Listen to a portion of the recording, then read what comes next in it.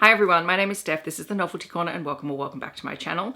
Today I have a books beside my bed video for you where I wrap up the last 7 days worth of reading. Right, before I jump into the reviews, just a quick reminder, if you haven't filled out my 2024 channel survey or 2023/2024 channel survey, please do so down below.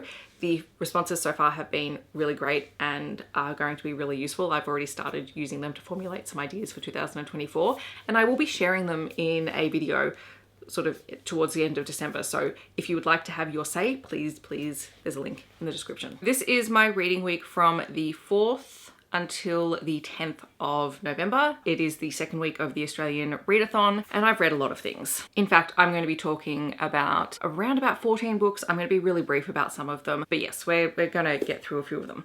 I'm going to start off with some junior fiction books that I read. I'm not going to go into too much detail about them. The first one is Edda and the Octopus by Zana Fralin and illustrated by Andrew Joyner.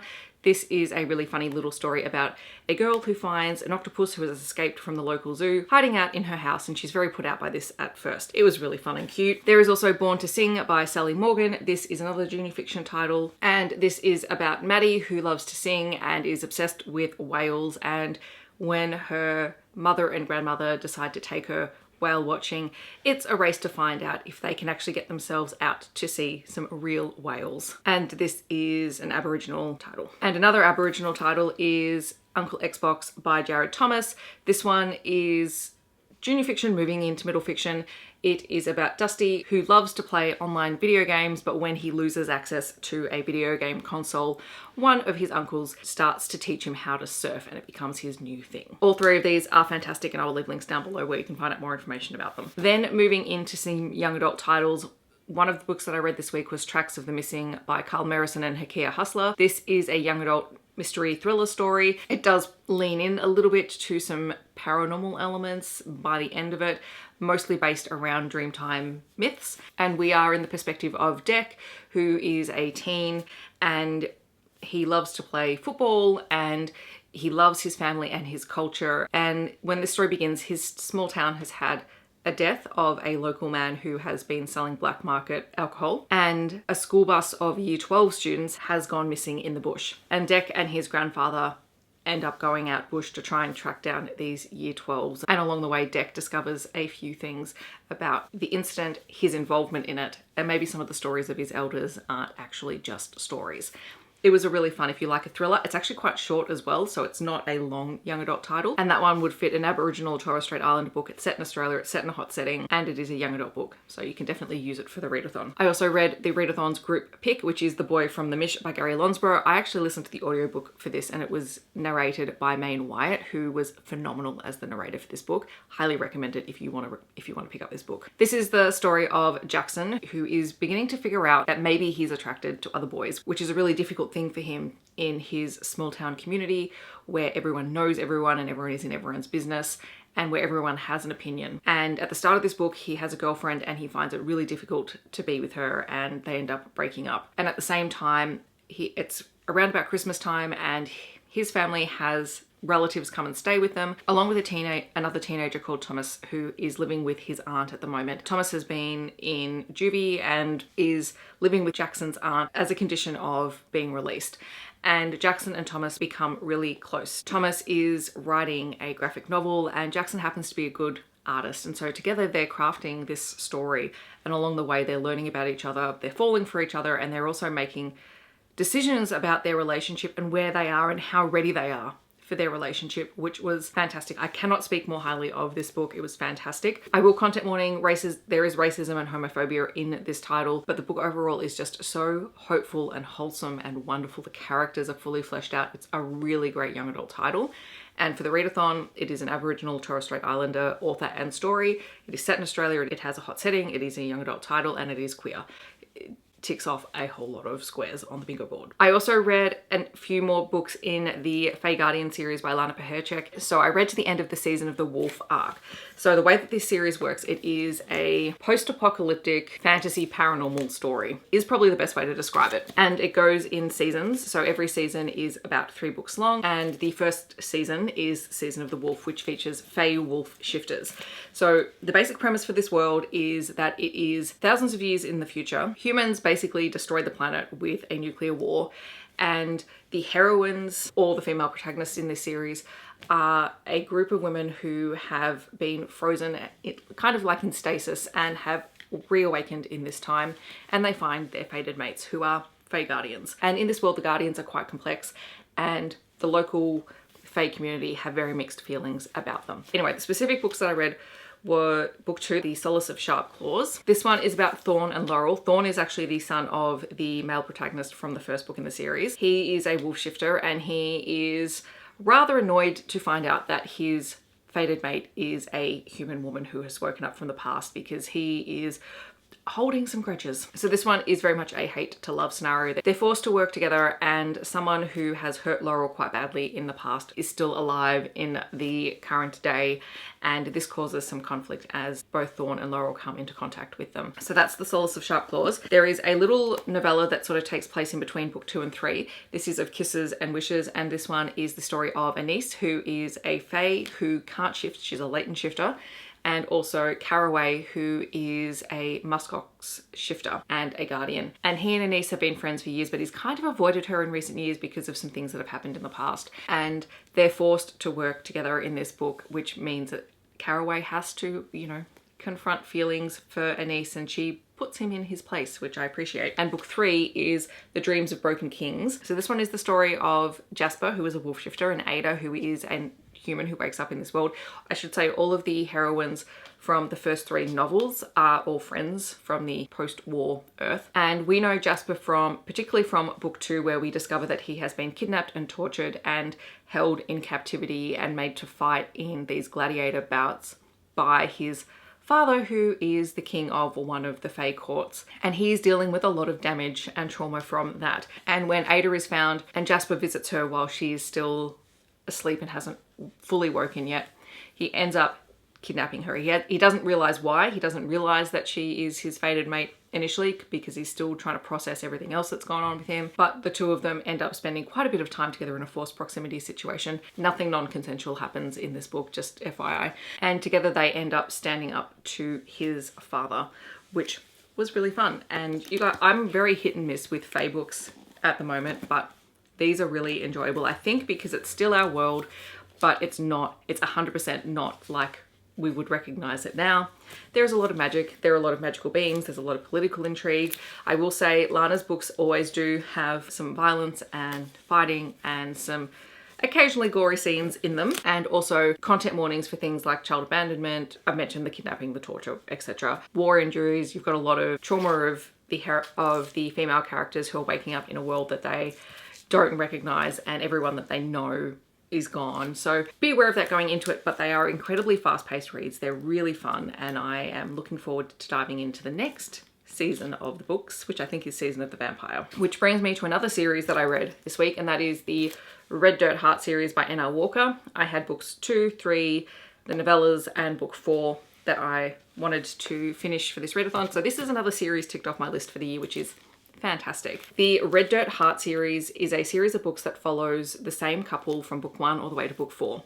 Books 1, 2, 3, and the novellas are from the perspective of Charlie, who is an Australian farmer who lives on one of the largest stations in Alice Springs, which is in the Northern Territory. For those of you who have not read the series, I'm actually going to read the description at the front of the book, because there's information, particularly for people who don't live in Australia and don't really have a concept of how large his farming land is. The station in the book is Sutton Station. It is 2.58 million acres, or 10,441 square kilometers. So in comparison, the largest ranch in the US is King Ranch at 825,000 acres, or 3,340 square kilometers. So this is bigger than anything in the US. It's comparable to the 3rd largest station in the Northern Territory, and it's classified as a desert, and is approximately the size of Lebanon. So that's the kind of scope that we're looking at in this series, and it has a lot to do with how you live out in such a remote area. He lives 3 hours, I think, from Alice Springs, which is the closest city or town. And, you know, this is a harsh life, and he and his workers all live on the station. They spend a lot of time there, and they rotate out for breaks. And in book 1, Travis comes out. Travis is an agronomy student from the US. He has chosen to work at Sutton Station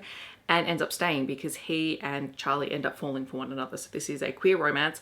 It is beautifully written. The entire series is about them navigating their relationship, living in forced proximity, Travis dealing with homesickness, Charlie feeling like Travis is just going to leave him and not being able to know how to deal with that. There are instances of homophobia in the book that Charlie is learning to deal with. He's also, you know, struggling to reconcile his relationship with his dead father who left him the station. And then on top of that, having to manage this farm. And so there's a lot in here about how they are being progressive in their farming methods. There is a gorgeous found family element, as all of the people who work on the station are so close, and you know, there's the birth of children, and there are sort of the older generation who gets sick and how that impacts on everyone. It is a fantastic series. Book 4 is actually told from Travis's perspective, which I wasn't expecting, and I think had I paid attention to that, I probably would have had a slightly different reaction to it. I loved the book, but it took me a while to get into Travis's headspace because I was so used to being in Charlie's. But I just love the whole thing. Like, it is absolutely gorgeous. So that's Red Dirt Heart 2, 3, and 4. And then Red Dirt Christmas actually features 2 novellas. So Red Dirt Christmas takes place between book 3 and book 4. And then there is Red Dirt Heart Imago, which is a crossover with another of N.R. Walker's series. It is in here, but you would be best to read it after book 4 because it does spoil a character who comes along in book 4. But if you don't mind that, then you could read it in between. That's fine. I did that. I loved this series. This is a new favorite. It's so good. N.R. Walker is just really fantastic at developing characters, and she's also very good at writing Australia as a place and place as character. There are content warnings in this one. So there is mentions of a suicide by hanging. This is historical, off page, and it's a character that we haven't met but is known by one of the characters.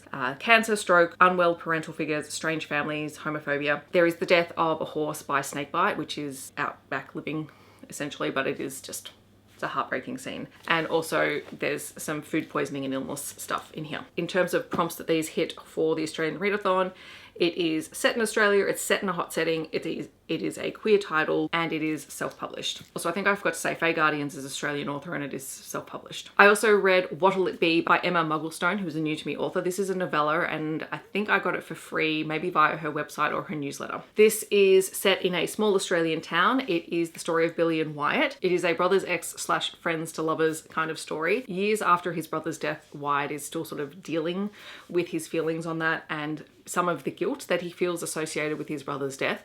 He is living in the same town where he and his family have lived his entire life. He is the bartender of his family's pub, and he is also friends with Billy, who was his brother's girlfriend in high school. Then the town matriarchs are organising a bachelor auction to raise some money, and they convince Wyatt to be involved in it, and Billy just decides to take a chance and she bids on Wyatt, and there's, you know, some forced proximity as a result of that. You have the town matchmakers, and it was just a very sweet story. Obviously there is the content warnings in there for characters who have lost someone that they loved and the grief associated with that and the impact that that has had on their relationships with others, but overall it was just wonderful. So this is a self-published book set in Australia in a hot setting, and it was just a really good time. And then the last book that I'm going to talk about in this video is Love Redesigned by Lauren Asher. This is the first book in the Lakefront Billionaires series. I was set this by Hachette for review, so thank you very much to them. It is a chunky book, and amazingly, this will give you some insight into me. I read this in about 3.5 hours. So it reads very, very quickly. It is one of those books that you can just sort of speed through. What I will say initially about this book before I talk about it is that it talks quite a lot about having kids or not being able to have kids. So I know that that is going to be a trigger for a lot of people. Just be aware of that. I'll talk a little bit more about it as I go through sort of the summary of the book. So this is the story of Julian and Dahlia, who have been childhood rivals for their entire life. Their mothers are best friends, and when they both end up back home because Dahlia's engagement has fallen through, because her ex-fiance is a piece of trash who basically used her genetics against her because of the potential that if she was to give birth to a child, that the child would have a genetic condition that would make their life very difficult. So we hate him. Dahlia is at a bit of a loss, and so their parents scheme to convince Julian to work with Dahlia on a project because they both work in construction.